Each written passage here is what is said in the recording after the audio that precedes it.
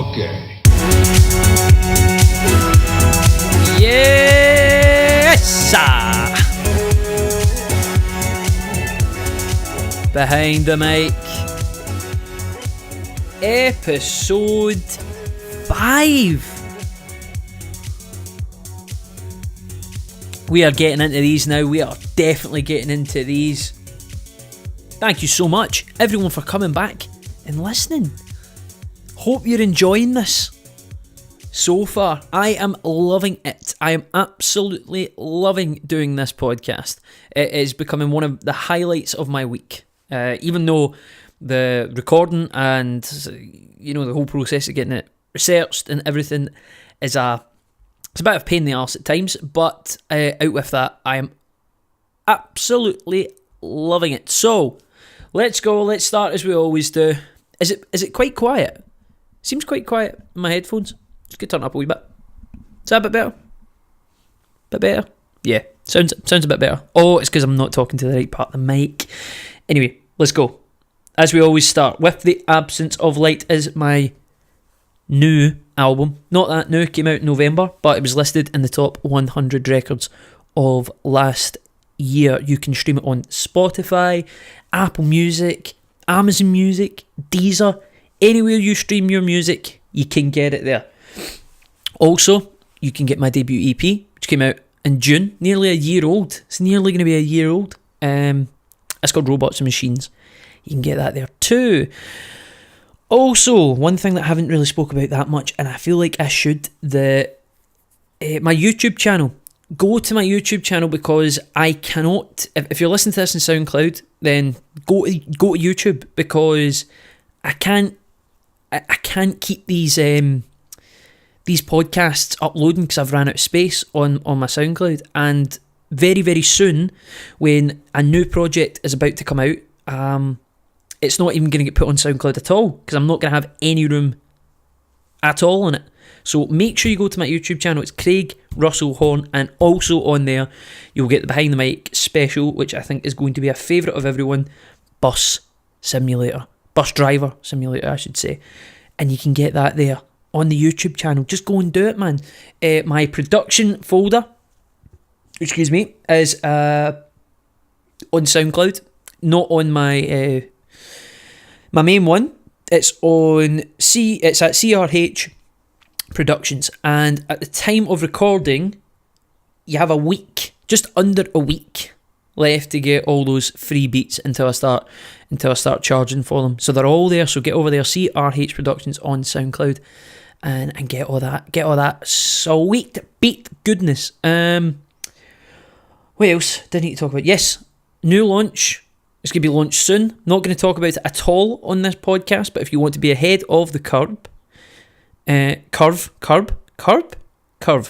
you want to be ahead of the curve, Instagram at CHRC Glasgow, Church Glasgow.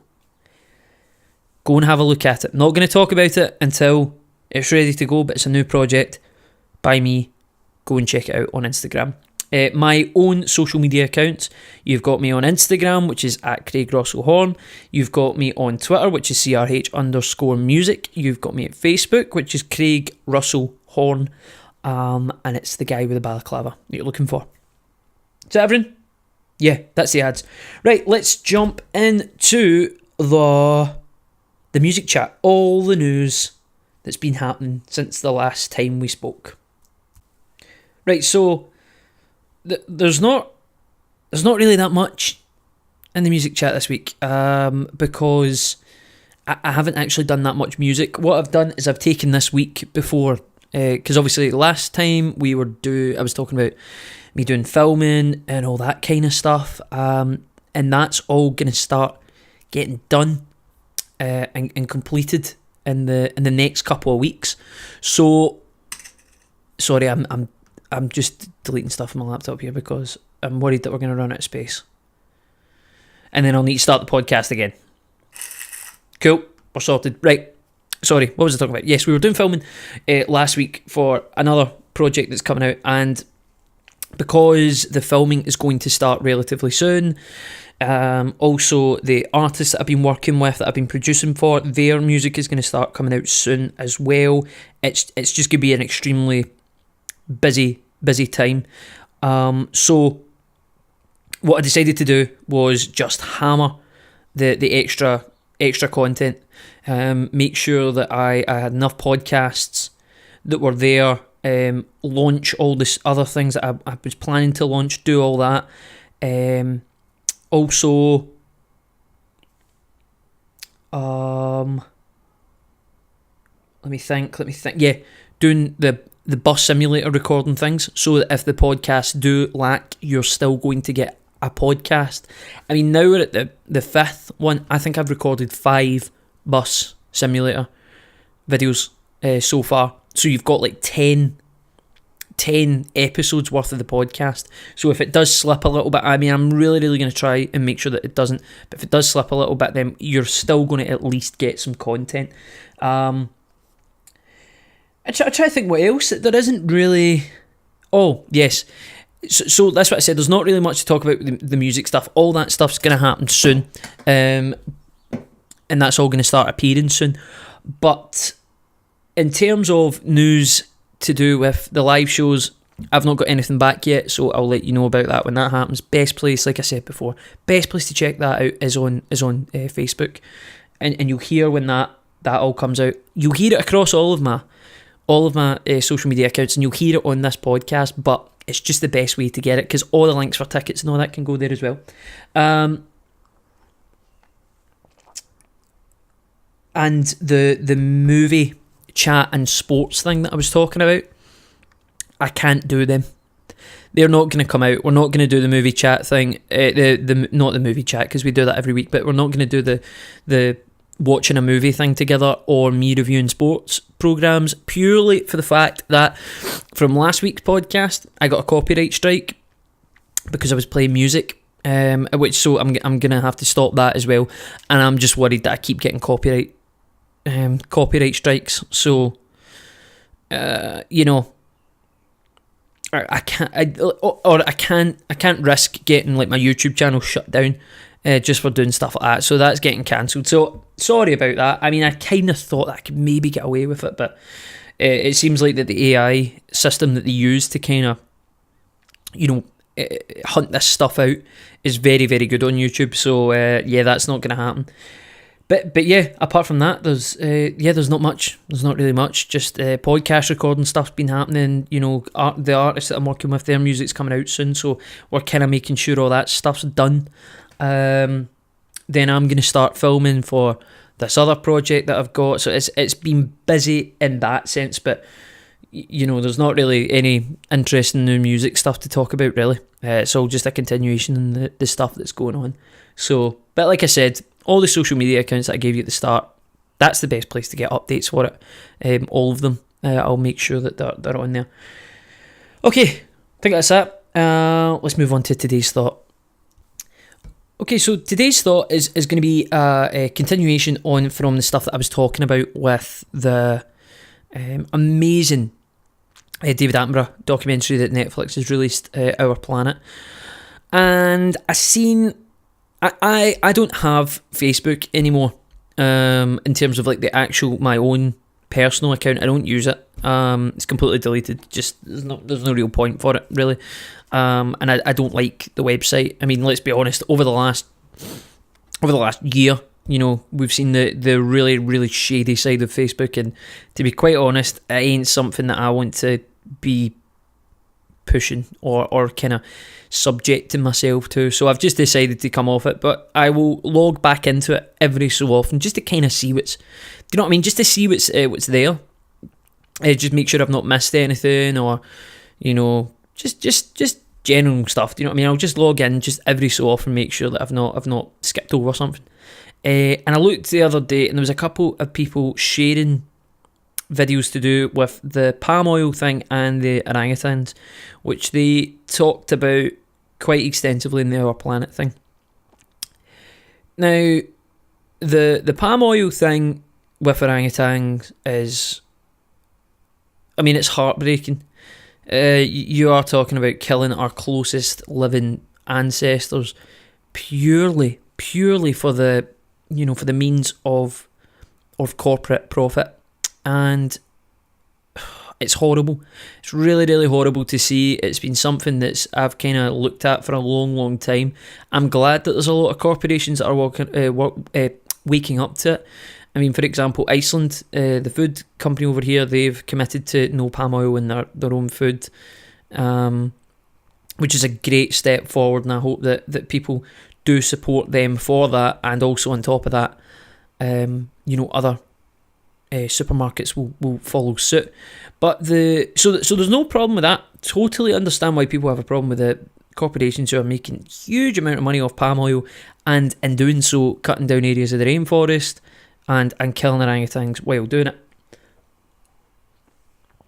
But the stuff that I was seeing on Facebook was it's these horrible videos of people shooting orangutans because they're in the area, and they're attacking they're attacking the workers and all that who are trying to cut down all these trees and all that, and they end up shooting these orangutans dead, and it's a horrible video.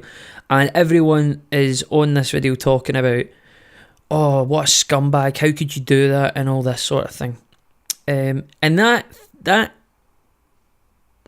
way of thought always gets me annoyed. It's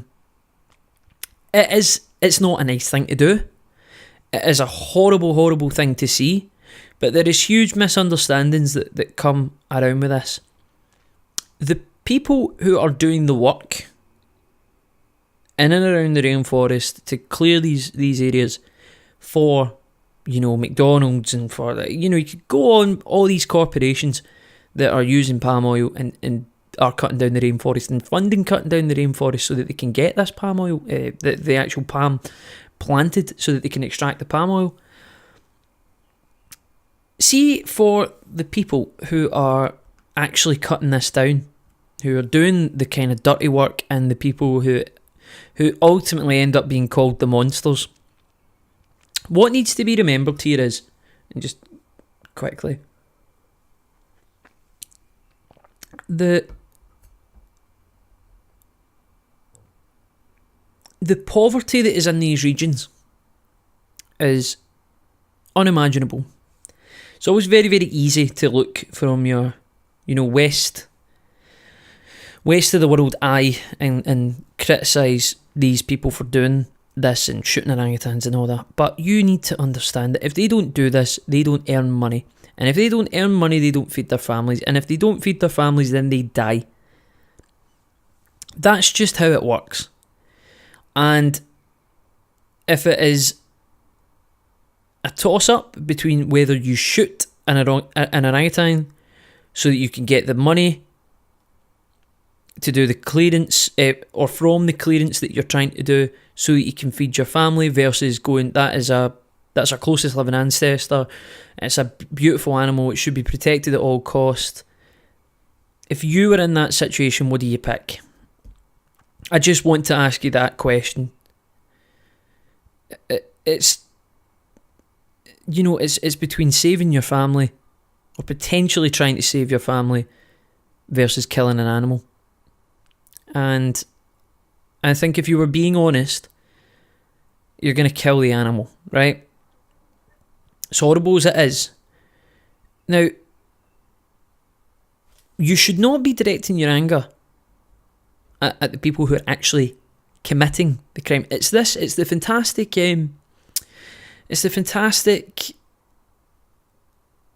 psychology, what would be the word for it?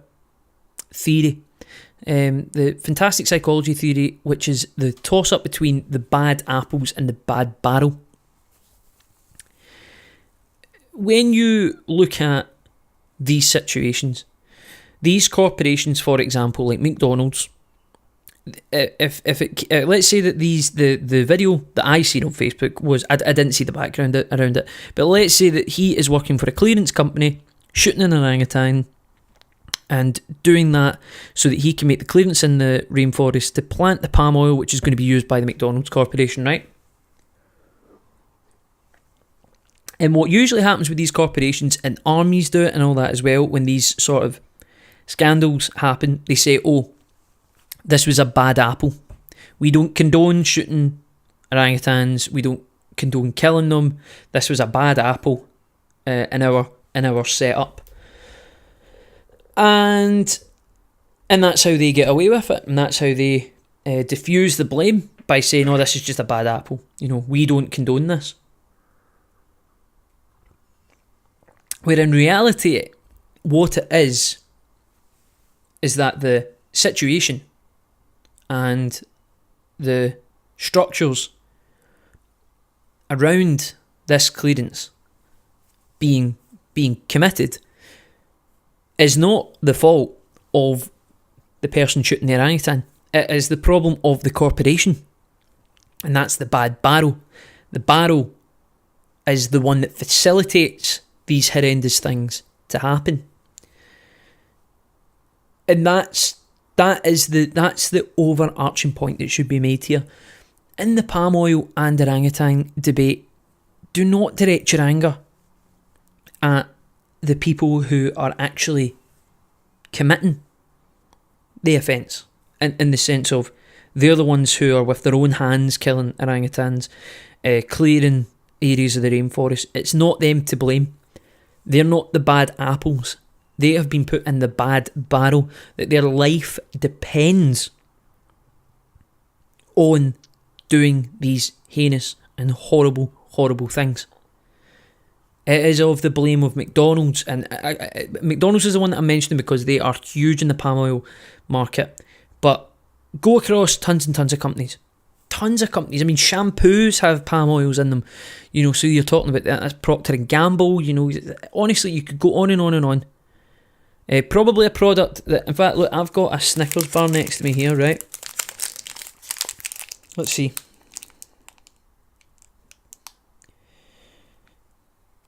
I'm thinking this probably has palm oil in it. Palm fat. See what I mean? Palm fat. Which is probably from the exact same. I don't know. I wouldn't know, but it's probably from the exact same palm oil. The same trees used in palm oil.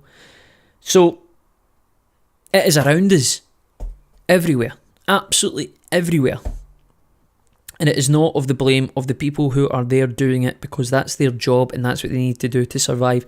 Who makes Snickers bars? Mars Corporation. It's these people that we need to be going after. It's these people that we need to say, this is where it stops. The buck stops here. Stop facilitating this. People can make money, or the only way that people can make money is through this palm oil planting.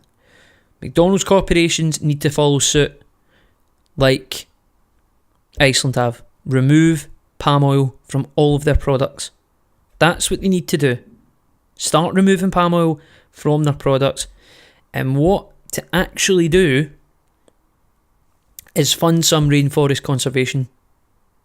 So when you take these people's work away from them, they are just not earning an income because of the palm oil thing. Because then what you've done is you've just created poverty out of removing this cycle of work. So in all, that's what I said. I just seen it, and I seen a whole load of people being like, this guy's a monster and all that. Don't blame them. Blame the people who are making the real money off of this. Your top corporations. And listen, if you are going to talk about palm oil, be passionate about it. Try and not eat palm oil products. It's so difficult. That's what I mean. Like this bar, I just picked this up. I didn't even look at it. But it's seriously something that needs to get sorted out. We cannot let this palm oil thing continue. And if you want to get an even better explanation of the destruction that this is causing, then get yourself over to Netflix and watch the Our Planet documentary, where it does it fantastically. It does show you just how horrible, and it gives you the stats and the figures of what it's doing to one of the most incredible animals to ever walk the face of the earth. Right, so that was today's thought. Today's thought is getting really, really dark all the time. I promise I will try and do something that's a bit light-hearted in the today's thought next time. But yeah, sorry. Let's move on to the music I've listened to this week. Right, so this week's music is I don't even know how to describe it. It's an absolute enigma of an album, and I'm so glad that I listened to it. This is by a band called L-Space. Now, if you don't know L-Space, they're a Scottish band, electronic kind of. Would you say electronic pop? Maybe they're an electronic kind of like pop rock band. Very, very interesting artist. The reason why I heard about them was on the same list that With the Absence of Light was listed on. So was L-Space. They were very, very high up the list. And I went and listened to their album. I think, what was it called? It was Arcadia or something like that, or Arcade. Can't remember the name of that album, but it was fucking amazing. And then I went and heard that they were releasing this new album, which is called Music for Megastructures. Let me just double check the notes. I am almost certain that is what it is called. Yeah, Music for Megastructures. And it's just like this beautiful, eclectic, almost electronic symphony album. It is absolutely outstanding. The mood of it, the textures, the production, there's the sound, there's no lyrics or anything to it, but it has so much emotion to it without even displaying a subject matter. Songs again with no lyrics, which display a huge amount of humour, like really, really funny, sort of light-hearted tracks, which I think is just so. It's a really special thing to do, really, really special thing to be able to do, and really, I think that they're one of the most important artists going around in Scotland just now. They have such a craft and such a simplicity to their music, but with real beauty in doing that, and nothing displays that more than this album, because it is so simple. It's just using electronic sounds and creating emotion with them, and they do it to a fantastic degree. I mean, a really fantastic degree, and I can't recommend the album enough. I got it on Spotify, and I kind of thought that it was actually going to be an album, like just a kind of follow up album, and that excited me because, like I said, the last album was so good. Is it Arcadia Space? The last album, that's really going to annoy me, and I can't look it up. Regardless, just go and look up L-Space and listen to all their music. You should listen to all their music because they are brilliant. But I thought that they were going to bring out like another full album. I thought that's what they were going for. So then to listen to it and just realise that it is like this electronic sort of passion piece. It was a great surprise. A really, really good surprise, and just to listen to it and listen to the complexity and all that. I mean, I'm not. If I was at university and this album came out, if I was still at university, I would listen to it all the time when I was studying. It's just like that perfect studying music. I used to listen to a lot of classical music and a lot of minimalist music when I was at university, and I just know that this album would have been on repeat when I was there. So if you just want that kind of relaxing thing, and I mean, a lot of people like me probably struggle to listen to music when they're working on stuff. When you're writing or you're trying to think about something, because the lyrics and all that, or maybe it's just me. I know a lot of people that can listen to music, and I mean like full-fledged music with vocals and all that while they're studying, but I can't because obviously being a musician and being a producer, I'm so in tune to everything that's being played and everything that I can hear that it completely distracts me from what I was doing. Whereas with albums like this, like I said, like minimalist albums and classical albums and this sort of, electronic symphony kind of album, you retract from listening to what's actually going on, the individual parts that are going on, and just take the feeling and the mood and the emotion and sit with that and let that override everything. And artists that can do that, and artists that like L-Space that do it very, very well, it does create this fantastic listening experience. So I can't recommend it enough, really.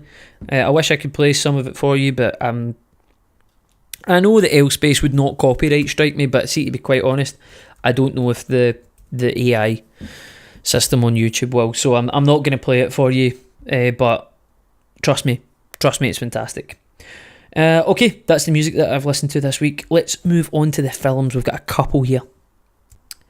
Right, so for the films that I watched this week, I watched three kind of flagship ones to point out. The first one that I'm going to talk about was the one that I was supposed to do the movie club thing where we were to watch it together for. I did record it, but it cancelled itself for some reason. I don't know what happened.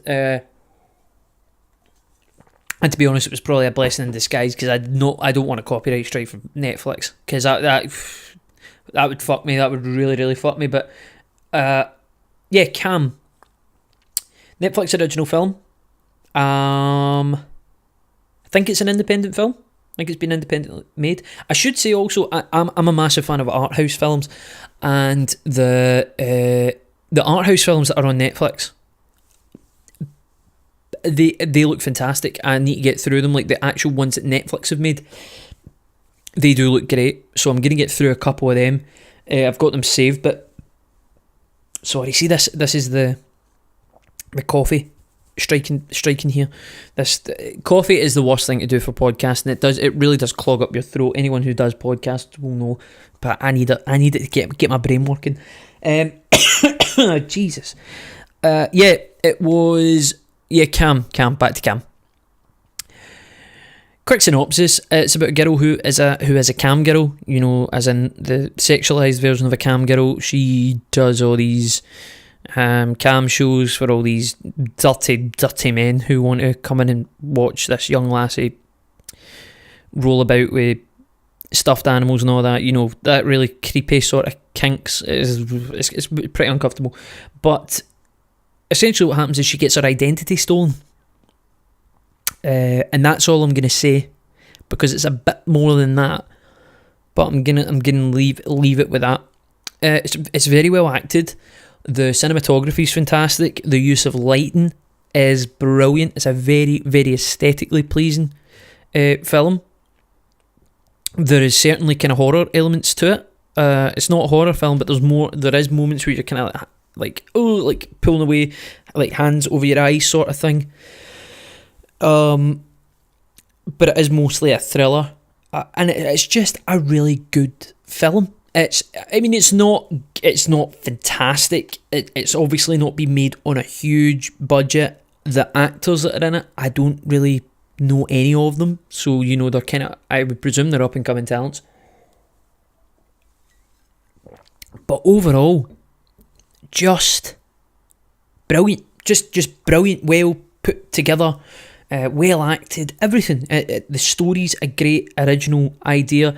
The ending is a bit kind of trippy as well. It's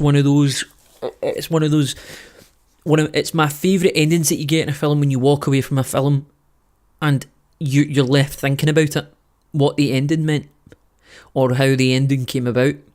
I like that with a film. I like a film that stays with you after you've watched it.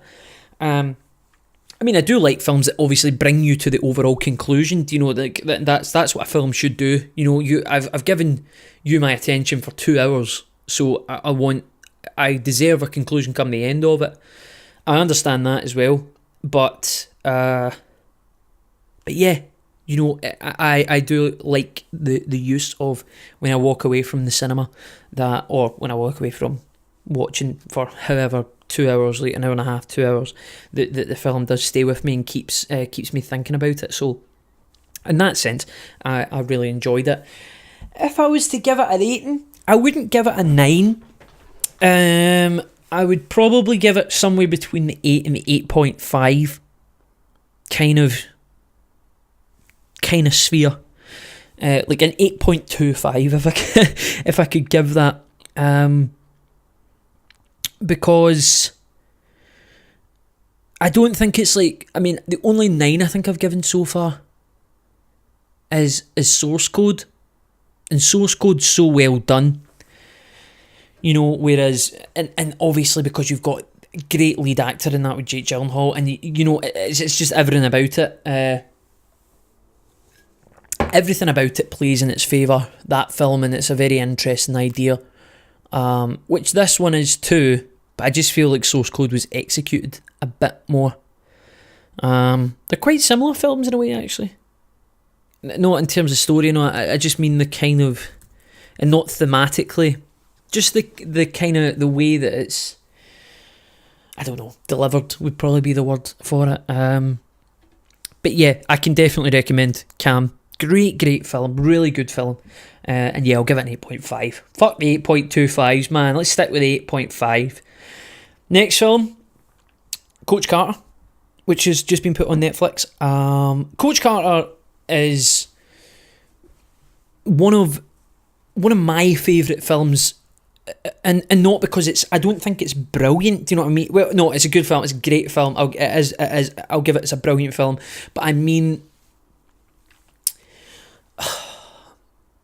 I think as I became more of a cinema goer and more well versed in movies and stuff like that, that films like that don't really have the same impact on me now. Like I said, I want something that's a little bit more interesting. I like something that's a bit weird. I like something that's a bit mind-bending, where Coach Carter isn't. Coach Carter's very start to finish. Do you know what I mean? Very, it is your sort of prototype blockbuster film. Do you know what I mean? Or story-based blockbuster film, not because the most blockbuster films now are remakes, or they have to have 60 million explosions going on in it and shit ton of CGI. But in terms of story-based blockbusters, it's just good, and it's a very, very inspiring film, and it makes you think about that when you get to the age of Coach Carter. Well, it certainly did with me, that when you get to the age of Coach Carter, what could you do to perhaps, you know, help people, and how you could be an inspiration to people, and whether that be your own kids, or whether that be people in your family, or whether that be a community or whatever. It's just a very inspiring film. It's a very heartening film, and it also teaches the real need for discipline. And you know, I try to, with all the stuff that I do, I try so hard to self-discipline myself, and I feel like that when I went to university, I was definitely taught that in a big way, and I've always had very, very good self-discipline, but it's sort of, the film reinforces that need for discipline, and it is very, very inspiring to make you get up and get working, I feel. And again, if that's a film that when you walk away from it and it gives you that inspiration, then it's done its job. Do you know what I mean? That's what I think that creatives want to do, and I think Coach Carter does that fantastically, and Sam Jackson acts it brilliantly, and you know, Channing Tatum's in it as well, which I didn't actually know. This is the first time I've watched it since I was a wee guy, but in re-review the film, brilliant, really love it. I'll give it an 8 out of 10. And then the last film, to go way down, right to the bottom of the sea, wait until you see this segue, I watched the last in inverted commas, until Disney runs out of money from Star Wars, which I don't think will happen anytime soon. I watched the last Pirates of the Caribbean film. That's Salazar's whatever. I'll give you the rating straight away. I'm gonna give it a 6. It's not good. Some of it's total nonsense. The script is cringy as fuck. They have to make a dick joke every 10 pages, it would seem. The two actors that have came in to replace Elizabeth Swann and Will Turner are not very good. Jack Sparrow doesn't have the same charm that he did from the Black Pearl, and you know, probably the first 3 films. He just didn't have the same intriguing quality There is a couple of moments in it which are really, really funny. The guillotine scene was funny. That was really good. That was like a nod back to the old Pirates of the Caribbean stuff. The Salazar's ship with all the characters seemed like a really nice nod back to obviously the Flying Dutchman and to the was it the Flying Dutchman? No, the Curse of the Black Pearl, because that was where they all, when the skeletons and all that. It was a nice nod back to that, and that's something that I feel like that all the Pirates of the Caribbean films have done very, very well. So it was a nice nod to that. The sense of the character of Salazar, done by Javier Bardem, is outstanding. It's a great performance, and he's a great actor. Do you know what I mean? He's the star of that film. He's the real shining light in it. I really enjoyed his performance, and that just kind of kept the film going. Really, the ending where Elizabeth just appears out of nowhere, shite. When Will returns purely just so you can get Elizabeth and Will seeing each other. You know that Orlando Bloom and Keira Knightley probably get paid a fucking bomb for the however many minutes they were in the film each. I think Keira Knightley was in it for about 3 minutes, and in total Orlando Bloom is probably in it for about 7. And they must have made a killing off it, and it was just the way that they ended that, where it was very rushed, and they weren't in the story at all. It just kind of showed how much they fucked up Pirates of the Caribbean, really. That they didn't keep these characters, or they couldn't keep these characters in it, and in the way that also I really was hoping that Jack would say at the end, "Bring me the horizon," which is the classic line out at the end of the Black Pearl. But he didn't. He just kind of done what would be the word for it? I kind of clap back to it. Do you know what I mean? Like a cover version of it. I can't remember what he says. It's like, push me beyond the horizon or something. It's like, it just wasn't very good. It just wasn't very good, and it's a shame because I really like the Pirates of the Caribbean films, but they really should have stopped after 3. You know what I mean? If they made 3 films, that would have been perfect. The stupid Paul McCartney cameo, I have no idea what that was about. The Keith Richards one makes sense because he looks like a fucking pirate, but then just to bring in Paul McCartney just to do a little, like, that's Paul McCartney, like, fuck off, man. Just aye. There's not really much more to say about it. It's a 6 out of 10. It's got its moments. Javier Bardem's brilliant, and that's what I said. There's very much, good laughs in it. It's good to see the characters again, like Gibbs and all that, who he acts that fantastically. Like I said, Jack Sparrow's just kind of going downhill. I just get feel as if Johnny Depp probably checked out after the whatever film it was. I think it's the 5th. But yeah, so that was that. Right, we can move on to the TV shows. Firing through this podcast, man. So for the TV shows, I've talked about it every week, so we're going to do it again. Line of Duty.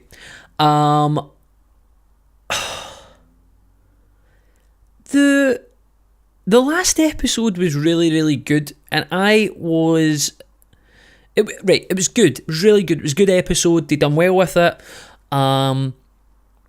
Like I said, Jay Mercurio, I just feel as if he's really building something here. But I missed the Line of Duty like screening on Sunday. I only seen it on Tuesday, I think, or maybe it was Wednesday. And I was really excited for it because I know a lot of people that watch Line of Duty, and they were all like, "Oh man, you need to watch this! Like, it's brilliant, amazing episode." And it was like, "Oh, just wait, like a big twist in the story." It really wasn't. You could see it coming. You really could see it coming. I'm gonna have to talk about it, right? So, spoiler alert. Give you a couple minutes to skip through it. Okay? So, starting from now. Good. Everyone out? Everyone who doesn't want to listen checked out? Cool. The way that they played the episode, right? The way that they played out the episode was that they keep... Firstly, the whole series keeps trying to push that Hastings is the guy that is who's the kingpin of all this, and he just isn't. I'm telling you right now, he isn't. Jed Mercurio is very, very clever at bringing something out of nothing and making you go, oh my god. Like, see the one, I think it was season 2, the one where where Kate is sleeping with her pal's husband, and it turns out that she was the bent copper. Like that one, I was like, fucking hell, I genuinely didn't see it coming. I was like, fuck, man. And I now feel as if that I've got a grasp of Jed Mercurio's writing, and that I know when he's putting up a false flag. Do you know what I mean? Where he goes, he puts up the flag and goes, I know, I'm trying to make you look over here while this stuff's going over in the background. But the thing is that he's very, very clever at disguising the stuff that's going on in the background. So see, as soon as I see that flag stuck into the ground, which is like, look over here, pay attention, like what he's doing with the Hastings thing, I just completely, what's the word for it? I completely switch off from it. I go, right, okay, well that's not what it's going to be. Because he doesn't do that. He wouldn't, you wouldn't flag me here. You wouldn't put such a blatant signpost for me to look at. So the whole thing that he's going on with Hastings here, I don't buy it. It's not him. It just isn't him. And the point that in the last episode where Corbett get killed, I said it when I was watching it. So Corbett says to DS Arnott, I'm going to tell you when this meeting's happening, right? And if you tell anyone else and it doesn't happen, then you know you've got a leak in the police force and that it's something to do with an officer that you work with. So when he said that, I was like, interesting, who's he going to tell? So Arnott, only person he tells, only person that can overhear the conversation is Hastings. Right? So when that happened, I was like, right, so this is what Jed Mercurio's done here. He is now closed down the areas of possibility. So the meeting won't happen if you tell anyone, DS Arnott. Or the person that you do tell, there's your leak. So the scene is Hastings, Arnott in a room together. And Arnott tells him when the meeting's going to take place and how it's going to happen. Right? So now 3 people know. Hastings, Arnott, Corbett. They're the only 3 people that happen. So it can only come from those 3. And then the meeting doesn't happen. So that you in your head go, oh, it must have been Hastings, right? Or that's how Jed Mercurio tried to write it, but I caught on to it straight away because I said, Hastings, we have seen just how clever Hastings is as a character, and how his character is. He's a very, very smart police officer who is an absolute expert in what they do. If it was going to be him, he wouldn't. Arnott says to him, if this meeting doesn't Corbett told me if this meeting doesn't happen, whoever I tell will be the leak. He says that directly to Hastings' face. And Hastings like, well, it's only us two, so you'll know where your leak came from then. So if it was Hastings who'd done it, he'd be smarter than that. He wouldn't actually go, okay, so tell me now, and then, when the meeting doesn't happen, then put me in handcuffs because it only could have been me. I was like, nah, it's that I don't buy that. I don't buy that. So see, as soon as the meeting didn't happen, I was like, well, I know it wasn't Hastings, because if it was Hastings that was going to do it, he would have been smarter about it. I went, it's not Arnott. Couldn't be Arnott. And I thought, right, so Corbett. So it's got to do something with Corbett. And I went, well, there's only one option then. The gang know that he's a copper. And I was proved right. Do you know what I mean? So it was that kind of... Like, I get how most people found it amazing, but I've watched too much and I've studied too much of how Jed Mercurio writes a TV show to fall for that. Do you know what I mean? Which is a shame. I hate that in films. Do you know what I mean? Films and TV shows where you kind of get so well versed in these sort of things that it ruins the surprise for you. But I mean, it was still well done. I'll give it that. It was still well done, and the way that they executed it was very interesting and all that as well. And again, when he tries to get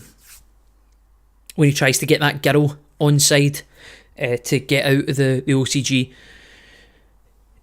You know, it was a very nice, again, there's a big flag, there's your distraction. Do you know what I mean? So and that one was clever, very, very well written. I'm going to make a prediction though. Here's my prediction. I think the leak is Kate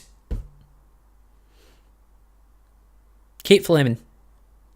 I think it's her, and I'm just going to leave it at that. And I'm going to see if I get proved right, because we've only got one episode left to go, which is on Sunday. So I'll come back to you on Sunday, but I'm going to say on this podcast right now, I think it's Kate. So I'm recording this on Friday, the 26th of April. The last episode, I'm sure, comes out on the 28th of April. So making that prediction now. The other TV programme, this was a nice surprise actually.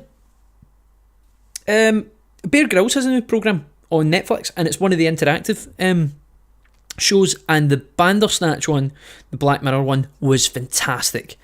That Bandersnatch one actually made me turn off my TV. See that bit where it came up like the Netflix logo? And I thought, oh, this will be a really funny little joke. And I clicked it and it says, I'm watching you on Netflix right now. I was like, oh no. Nah, that's too creepy for me. You just brought me right into the TV programme. Nope. Don't like that. And, well, I did. You know, I loved it. I thought it was great, but I genuinely hit pause and went, nope. I remember like saying it like, out loud, like, nope. So I'm really enjoying this interactive thing that they've got going on. So they're doing one with Bear Grylls, and it's actually fairly entertaining. It's usual Bear Grylls stuff, like totally staged. I remember watching a Bear Grylls programme, and he was climbing up this mountain, this gorge sort of thing. It was on one of his older programmes, and he was like, this gorge has never been climbed by man before. I'm going to be the first person to do it. See the shot that they get of him being the first person to climb it? The cameraman is at the top of the gorge, filming down. So I'm like, so how the fuck did he get up there? Do you know what I mean? It's like, so if you're the first guy to do it, how did he get up there? Is he the first guy? So it's in that same spirit of very, very staged Bear Grylls programmes. But I mean, it's entertaining, isn't it? And I like the interactive thing. I think that the interactive TV idea is a fantastic idea, and I'm really, really glad that they done the preview for it. You know, the first people to get a stab at it was the Black Mirror one, because that was brilliant. I might actually go back and watch that again so I can just kind of do a review on the podcast of it, because it was a great experience. You know, it was so new. It's like the Galaxy Flip Fold phone. Do you know what I mean? The Galaxy Fold, it's like, it just felt as if it was really just so out there and pushing television in a completely different direction than where it's been before. So yeah, big fan of that. I think that's it. Yeah, that is it. Cool. Gonna go on to sport now. Right, so apologies. I'm gonna batter through the rest of the podcast. I've, like I said, I've been recording all morning, doing the bus simulator stuff and all that, which, like I said, is a part of the podcast. So I'm just going to rattle through the last of this podcast and try and get it to as close as an hour as possible. It'll be over an hour, but I'm going to try and get it as close to the hour mark as possible. Right, so sport, there's quite a lot to talk about. We've got the Big Baby Miller controversy for boxing fans out there. If you don't know, Anthony Joshua was set to fight Big Baby Miller, Jarrell Miller, to defend his 4 heavyweight titles. Jarrell Miller's 21-0, I think he is. Pretty sure he is. Massive guy. Not physically fit, just kind of like he's the real kind of just big bruiser heavyweight. Do you know what I mean? And when you look at the lineup of what you've got, this is the thing where you've got, especially which is making the heavyweight division in boxing so interesting right now. You've got Anthony Joshua, who is the peak of fitness, peak of physique. You know, he's just physically strong, just looks like a god of a man, you know, like a total... He's the epitome of hard work, right? Maybe not as skillful as the classic heavyweight boxers, but in terms of fitness and hard work, he is the epitome of it. You've then got Deontay Wilder. What do we look for in boxing? Big, heavy power shots, and he has got them for days. And then you've got Tyson Fury, who has got the probably out with Ali, the best footwork in the heavyweight division ever. His footwork is insane. His timing, he's that herky jerky style, just his overall boxing skill, out of this world. So there you go. So you've got 3 fighters. You've got the hard work, the physique, you know, the god of a man. You've got the power, and you've got the skill in 3 different fighters. And then when you bring Jarrell Miller into it, it just falls flat in its face. It's just like, oh. And when the fight got announced, I was like, I'm not excited for this at all. Like, I'm not going to get excited for it. It's going to be a one-way contest, and Joshua will spark him. If he didn't knock him out, Joshua, like, he could fight him for points, and that would be it. And Joshua would win that all day. You're talking about someone who's got the huge knockout power of Joshua versus somebody with a huge knockout power like Jarrell Miller. But in terms of actual boxing skill, boxing acumen, who could fight for the points, Joshua wins it all day. So it was a total nothing fight. So I don't know who he's going to fight next. Heavyweight division. In fact, let's have a look. I'm just going to have a look at heavyweight boxing fighters. Let's just have a quick scan. Current heavyweight boxers. Right, let's see. Luis Ortiz. Yeah, you could make that fight happen. Charles Martin, you could make that fight happen. He's not going to fight Deontay Wilder. He's not going to fight Klitschko. He's not going to fight Tyson. So I think that the next fight's it's Luis Ortiz or Charles Martin.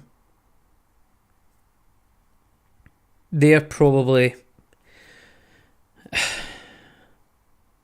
yeah, they're probably the only ones that I could see.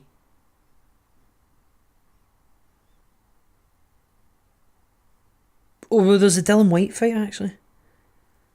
I didn't think about that. There's a Dylan White fight. That could happen.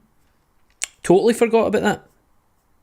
Yeah, okay. So Dylan White, Charles Martin, and Luis Ortiz, they seem to be the only real fights that I can see for him. But yeah, so Big Baby Miller. Get to the point. Big Baby Miller failed the drug test. Don't know what he was taking. Probably steroids.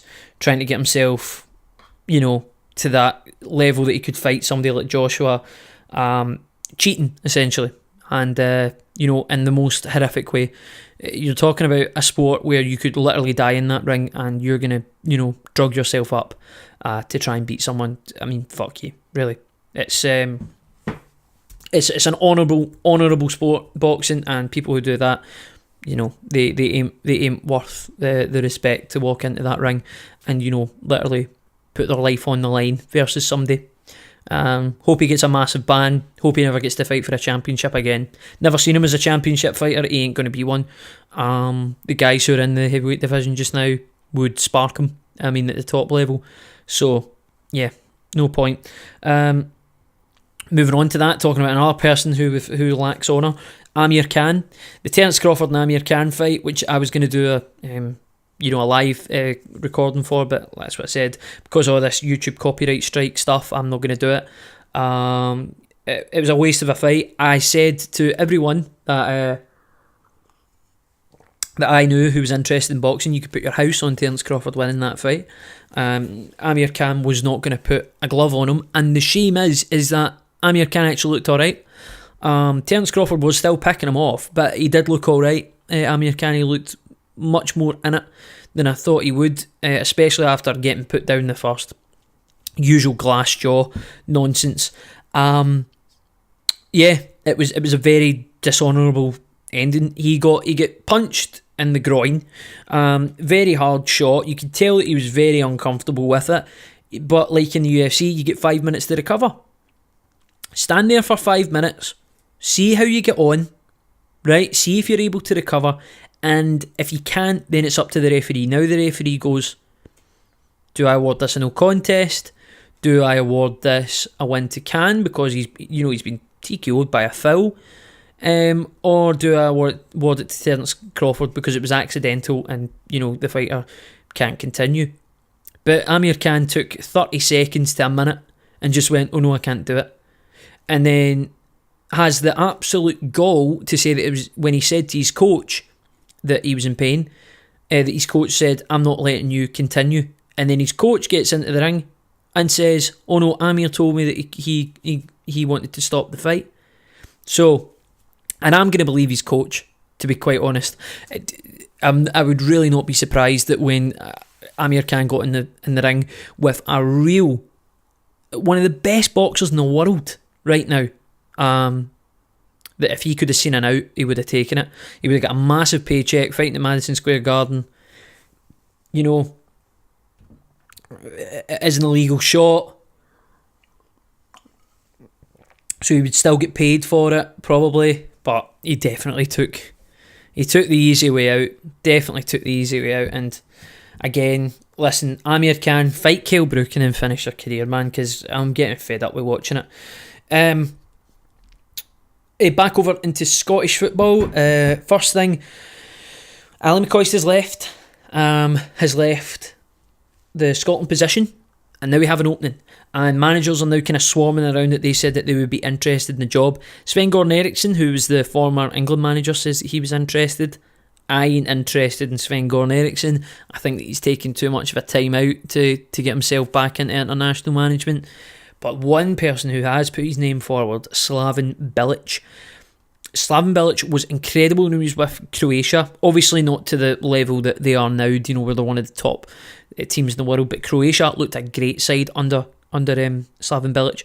Then he became the West Ham manager. Do you know what I mean? Done all right for West Ham. I think he done all right. I know he obviously gets sacked and they were on this long run now, but I think that Slaven Bilic, considering that he made his name in international management, I think that Slaven Bilic would be the perfect person to take up this role at Scotland. So I really hope that the SFA just get it done and go and speak to him and get something on the paper on paper. If it wasn't going to be him, I would want Stevie Clarke to do it, like I said the last time. But I don't think that Stevie Clarke will walk away from Kilmarnock at this time. I feel like the international management is maybe a wee bit away from him, and I think that Slaven Bilic will see the Scotland job as a way to get himself back. So, and listen, Premier League manager and all that, so he's got the pedigree. I could see that one happening. I'd be happy to see Slaven Bilic. And the last one, sad story, loss of Billy McNeil. If you listen to this podcast, you know I'm a Celtic fan. It was a very, very sad day for us. Billy McNeil, our greatest ever captain, 822 appearances for Celtic over 18 seasons, lifted the European Cup, one-man club. He joined Celtic at 17 from Blantyre Juniors and stayed at the club all the way up until he retired in 1975, and stayed at the club after that as an ambassador. And the word legend is thrown about too much when you see people like Caesar, as we called him, People like Billy McNeil, when you see people like Billy McNeil, you realise that legend should only be held for a few people, and he's definitely one of them, and he's a great loss to the club. I'm going to be at the game on Saturday, or tomorrow, as I'm recording here on Friday. I'll be at the game tomorrow, and I'm sure it will be a very heart-wrenching experience. I went down to Celtic Park to go and lay some flowers and a scarf, and yeah, very emotional scenes around there. Very, what would be the word? Breathtaking to see how much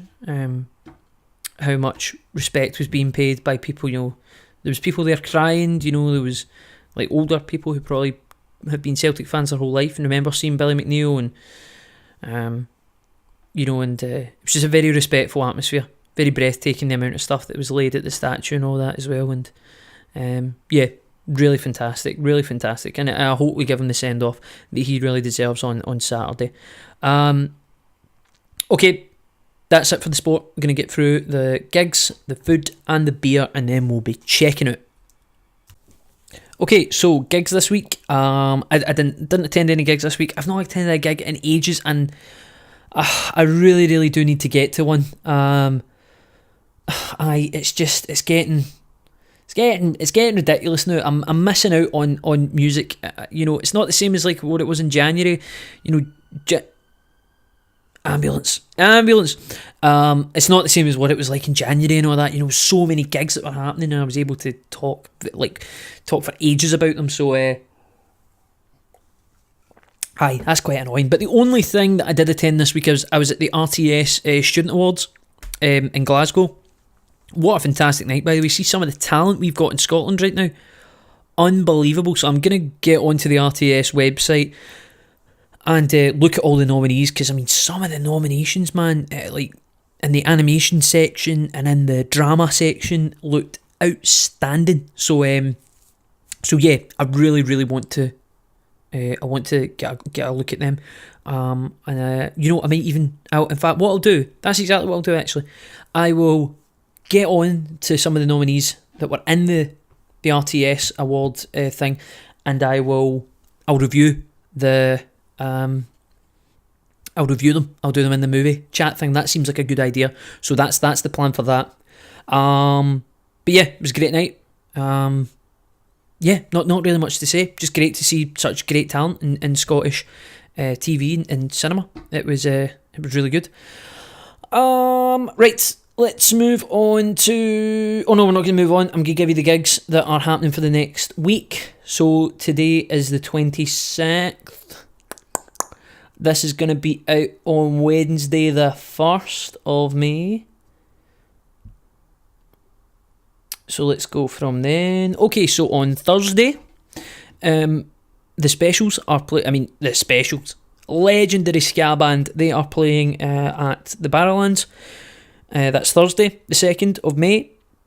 On Friday, the 3rd of May, Sam Fender is playing QMU. That'll be a fantastic gig. That'll be amazing. Newton Faulkner is playing the Old Fruit Market on the 6th of May, which is the Monday. That'll be amazing as well. Actually, I might even go to that if there's tickets for that. In fact, I'll go to that one if there's tickets still going for that on Monday. And Floor, who was a band that I was actually supposed to support not that long ago, but I ended up getting bumped. I get fucking bumped, but listen, their music's still class. So they're playing at King Tut's on Tuesday, and again, if I'm off, I'll go and see that. Yeah, cool. Yeah, that's it. That's all there is for the music. And well done to everyone at the RTS Awards, all the nominees and all the winners. Yous were all great. Yous were all amazing. Podcast notes, where are they? There we go. Food that I've eaten this week. Remember I talked about, I think it was the first podcast, I talked about the Grace's fish and chips. Well, when I went to go to Billy McNeil's statue to go and, pay my respects and that, we went into Grace's, we had a pint and all that, and, a wee toast to him, and I got the fish and chips. Brilliant. It was good, just as good as it looked. Yeah, really nice. Really nice. They done a brilliant job with it. I mean, that with, like I said, the best Guinness in Glasgow. I think it's probably the best Guinness you can get outside of Dublin. I mean, outstanding. It just felt right. And I mean, if you're talking in total, I think for the pint plus the fish and chips, you're talking like £13.50, which isn't bad, do you know what I mean? I mean, if that was a restaurant, that would be a really decent deal. So, star of the show in that though was the tartar sauce. Homemade, you could tell, made with love. Amazing, absolutely fucking amazing. And then last of all, beer I've tried this week. It was Easter Sunday there. I was off, and as it always in Scotland, there's a big old piss up, so I got a whole load of craft beer purely just so I could review it on the podcast. So, Ossian by Inveralmond Brewery, Golden Ale, beautiful. By the way, all of these that I'm mentioning, they're all like 160, like between £1.60 and 170. That was a big old 500ml bottle as well. Oh, worth every penny, man. Ossian by what was it? Inveralmond. Yeah, Inveralmond Brewery. Nice. Brewdog 5am saying, if you've not tried that, I mean, you can't really get it in draft anywhere. I don't even think I've had it in draft in Brewdog pubs. But it's beautiful, man. It's really, really nice. It's like an American red ale. But really, really smooth, actually. Really citrusy as well. Just great. Joker IPA by Williams Brewery from Alloa. I've had it tons of times, so I don't really know how to talk about it in flavour notes, but I mean, it's always a good sign of a beer if I constantly go back to it. Do you know what I mean? I do constantly go back to it. It is brilliant. Caesar Augustus as well, which is by Williams too. Again, it's a stronger beer. It's really quite hoppy. Does kind of knock your head back a bit, but again, beautiful. Really, really nice. And then their other one that they had, which was Pavlov's Dog, which I don't know what that is. I think it might be an American red ale again. Again, though, just beautiful. Really, really smooth taste. And, you know, not my favourite out of the Williams kind of lineup, but very, very nice. And then the last one that I tried, which is from the Cairngorm brewery, I had it the last time I was in Aviemore, which wasn't actually that long ago. I had it when I was in Aviemore, and oh, it's so nice. Like, honestly, it's just so nice. It's fairly strong. Again, knocks your head back. Dark, very dark ale, but beautiful, really beautiful. And I'm pretty sure that a percentage of it goes to helping save the Scottish wildcat, which roams the Cairngorms, and you know that's a great thing as well. So a bit of social enterprise there. So yeah, really, really nice. Okay, that's it. Just over an hour. I'm on such a tight schedule today. I apologise if you're used to listening to the big hour and a half long podcast, but I've got so much on my plate right now. Oh shit! I've got so much on my plate right now, and you know I am firing out content just now. I've got this. I've got the bus simulator stuff. You know, I'm trying here. I'm filming like 3 hours a week now of stuff, and then that's on top of all the other things that I'm doing. So I'm really, really trying to keep that up with the commitment to this. So if you're enjoying it, please let me know, because I could do with someone saying you're doing a decent job, right? Outro ads. Okay, so my album With the Absence of Light is out now. You can stream it on Spotify, Apple Music, Amazon Music, Deezer, anywhere you can stream your music, go and get it there. And while you're doing it, go and listen to my debut EP, which came out in June, Robots and Machines. Out with that, you can also, if you are a musician and you're looking for production, I can help you with that. If you're looking to buy some beats off me, go over to CRH Productions on SoundCloud, which is where my production folder is, and you can go through all of that and you can listen to all the stuff that I've done. And also, if you want some more reference points to my productions, both of my records that I just mentioned there, both produced by me as well. If you're listening to this on SoundCloud, please go over to YouTube, because you've got the Bus Simulator stuff, and if you've not seen them, they're funny as fuck, man. I love them, and like I said, we're going to have so many. I've got projects coming out this summer, and I need the space on my SoundCloud, so when that comes out, the podcast ain't going to be going on SoundCloud anymore, so you can only get it on YouTube, so make sure you go over there. Out with that, like I said, new project that's going to be started up, Church Glasgow, spelled CHRC Glasgow on Instagram. Go check that out. Not going to talk about it until it's done, but you'll see what it's all about if you go and follow that on Instagram.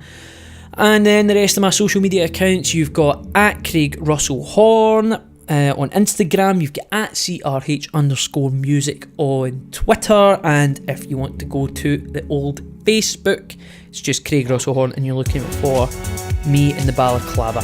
Brilliant.